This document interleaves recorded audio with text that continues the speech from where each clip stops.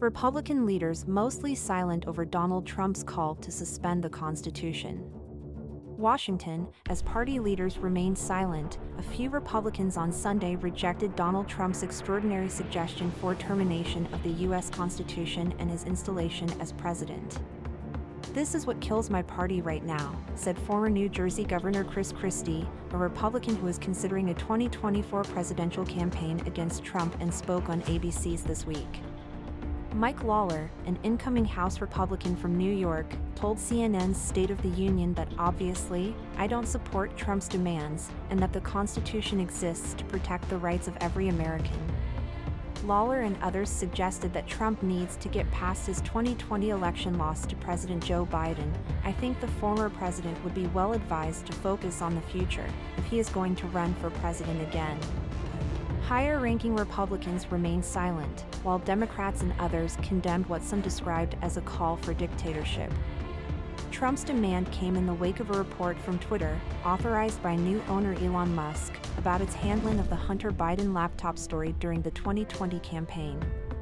In a Truth Social post on Saturday, Trump posed a question to supporters regarding his false claims of voter fraud. "Do you throw the presidential election results of 2020 out and declare the rightful winner, or do you have a new election?" He added, "A massive fraud of this type and magnitude allows for the termination of all rules, regulations, and articles, even those found in the Constitution." Lesser-known congressional Republicans criticized Trump to varying degrees on the Sunday interview shows, reflecting the discomfort many GOP members feel about the former president and future candidate. Representative Dave Joyce, Republican Ohio, who chairs a more moderate faction called the Republican Governance Group, told ABC's This Week he doesn't think Trump will be nominated again, and he couldn't do anything to the Constitution in any event. "Well, you know, he says a lot of things," Joyce said. "That doesn't mean that it's ever going to happen. So you've got to accept exact fact from fantasy." Joyce also said, "I can't be really chasing every one of these crazy statements." Representative Mike Turner, Republican Ohio, the top Republican on the House Intelligence Committee, said on CBS Face the Nation that Trump's comments are disqualifying for any presidential contender. "People certainly are going to take into consideration a statement like this as they evaluate a candidate," Turner said. Joe Walsh, a former congressman who left the Republican Party over the elevation of Trump, used his Twitter feed to call out GOP leaders about Trump. Walsh listed a group of prominent Republicans that included House GOP leader Kevin McCarthy as well as potential 2024 presidential candidates like ex-Vice President Mike Pence and Florida Governor Ron DeSantis. Trump called for the termination of the very thing that you all swore to support and defend, Walsh tweeted. "What do you all have to say about that? Will you all support and defend against this attack?" Walsh told USA Today he isn't surprised at Republican reticence. "Generally, for the same reason they've remained silent throughout the past 7 years," he said, "they know the things Trump says reflect where the vast majority of the base is. They're afraid of offending the base." Democrats condemned Trump.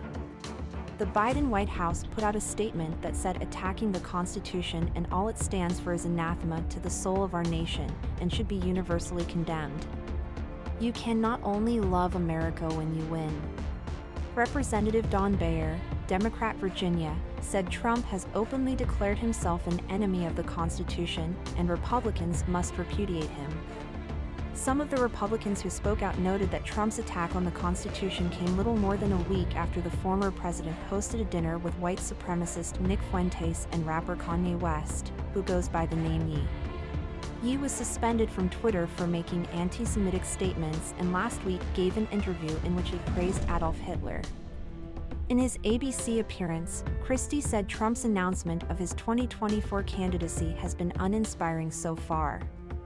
"Nothing has happened since then except bad things for Donald Trump," he said. "Because he is being his post-2020 election untethered self." Donna Brazile, former Democratic National Committee chair, said on ABC that more Republicans like Christie need to stand up to the ex-president.